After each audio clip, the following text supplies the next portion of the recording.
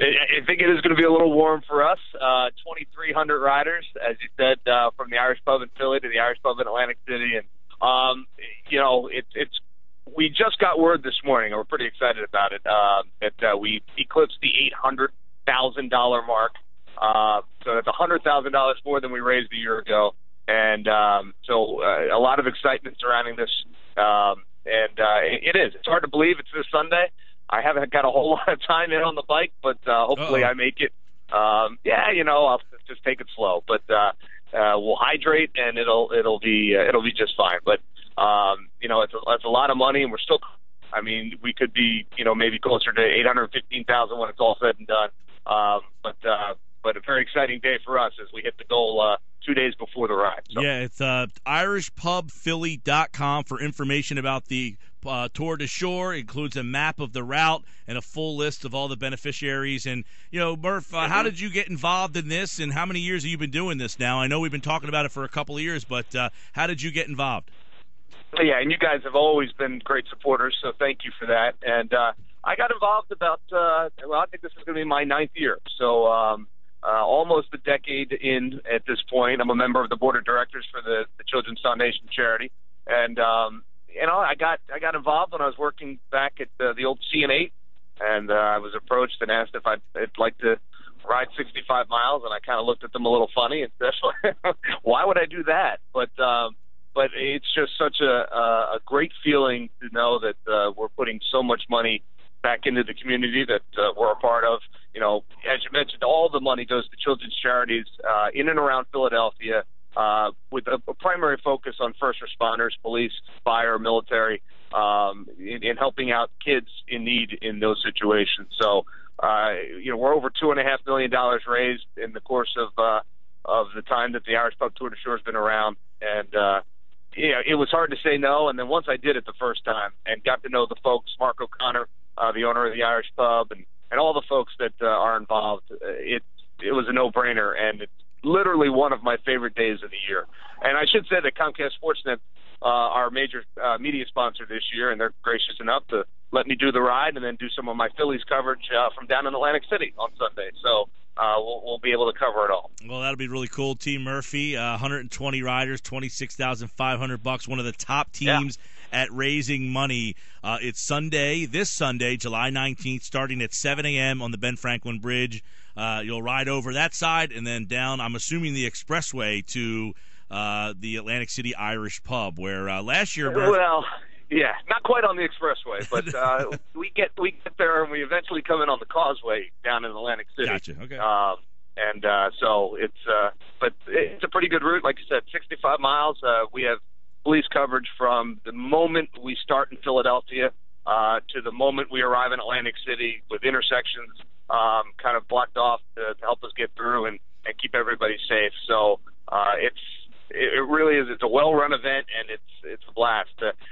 I think it's probably too late to sign up, but if someone's interested, maybe we could do, if they go onto the website, that perhaps they can get in late and fill in someone's spot. So, but certainly we're still taking donations at irishpubphilly.com too. As well. irishpubphilly.com, as Murph just said, and obviously you've had a couple of nights off and back in action tonight as the Phillies get ready to start the unofficial second half of the season. It'll be Adam Morgan and Jose Fernandez. But the big news, I guess, today, a press release sent out a little while ago by the team that Aaron Nola will pitch on Tuesday night. Now, he joined us on Wednesday, and he was very coy with his answers. But, I guess there's got to be a little bit of an exciting feeling anytime one of the young players come up. But obviously, a young pitching prospect. This game seems to be dominated by pitching, Murph. And to get a chance to now see him on Tuesday night has got to be something that everybody's looking forward to.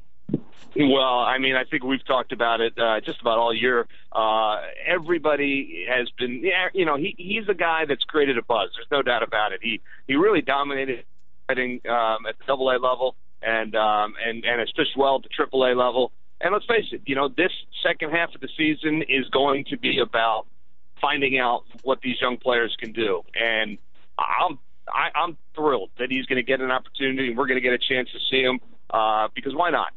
Let's see how he handles the pressure of the big leagues, and just see what he's made of. And from everything that we've been told, and from the folks that have been watching him day in and day out, He's got a real good head on his shoulders. We know he's got pinpoint control.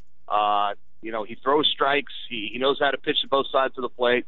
He gets guys out, and he's not going to overpower anybody with 99 or anything like that. But he knows how to pitch, and it's an exciting thought to think your number one pick of a year ago is getting to the big leagues that quickly. So yeah, it's exciting, and I think everybody's kind of looking forward to see what he has.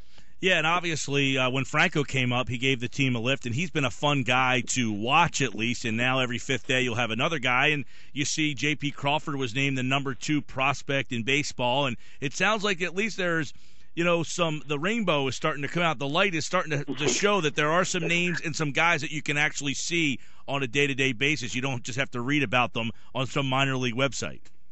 Yeah, I think that's true, and you never know how these guys will project at the major league level. They're prospects for a reason. They're not players until they become players in the big league. But that said, there's a lot of good baseball minds, and not just minds that are in the Phillies organization, but all around baseball that have watched the kid like Crawford and said, "Oh, this guy's going to be a player." And so you have to kind of put your faith in what these guys are saying about these players. And, Crawford sounds like he's going to be a good one. Quinn sounds like he's going to be a good one somewhere down the road. The kid they just drafted, whose name is now escaping me, Cornelius. Cornelius Randolph. Cornelius Randolph.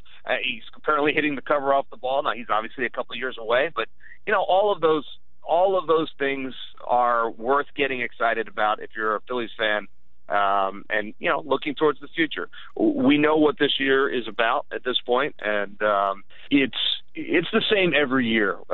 When you're on a team that is going to be selling, I think it's not so much that they're worried about what's going to happen. I think they're just more anxious to find out what's going to happen. In 2 weeks from now, am I still going to be laying my head down in Philadelphia every night, or am I going to be across the country? These are young men, a lot of them with families, and so it affects them on a very personal level where they're going to be playing baseball. So I think from that standpoint, everybody's a little bit anxious to find out, where they're going to be and when they're going to head there. But then once the trade deadline passes, and obviously players still can be moved, but it becomes a little bit more of a challenge. But after that trade deadline passes, I think everybody kind of relaxes and looks at the last 2 months of the season as a tryout almost for next year. And so that's what as you said, the next 2 weeks, it's going to be interesting. Could very well have some big news happening on several different days over the next couple of weeks. And, that's always interesting. It's always fun to talk about, and hopefully it makes this team better.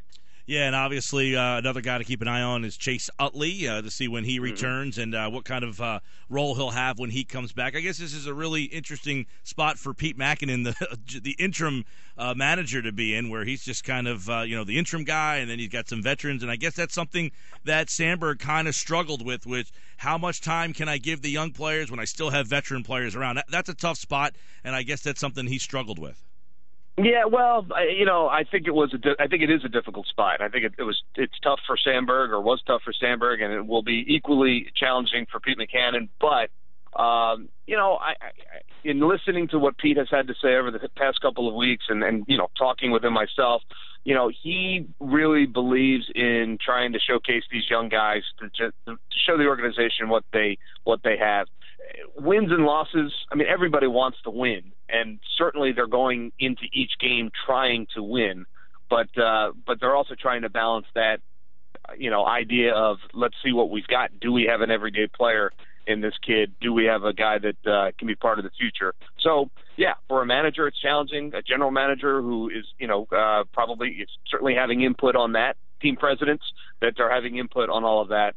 But, these are discussions that these guys have virtually every day to try and figure out what's best for the organization, because at the end of the day, that's the bottom line. That's what they're trying to do at this point of the season, especially a season that has gone the way ours has gone. He's Comcast Sportnet's Phillies broadcaster Greg Murphy. By the way, tomorrow on NBC 10. This Sunday, July 19th, it'll be 2300 bicycles coming down 65 miles to benefit the Irish Pub Children's Foundation. And you can get more information at irishpubphilly.com or meet them all at the Irish Pub in Atlantic City. And that'll have a great time there afterwards. The party afterwards is free to the riders, and a donation fee of $20 is required for families and friends at the finish line at 164 St. James Place, the historic spot on the boardwalk. Well, Murph, have a great ride, a great weekend of baseball, and maybe we'll see you down here on Sunday. That sounds great, Mike. And as always, thanks to you guys for your continued support with the Irish Pub Tour de Shore. We can't do it without our friends in the media, so it is greatly appreciated.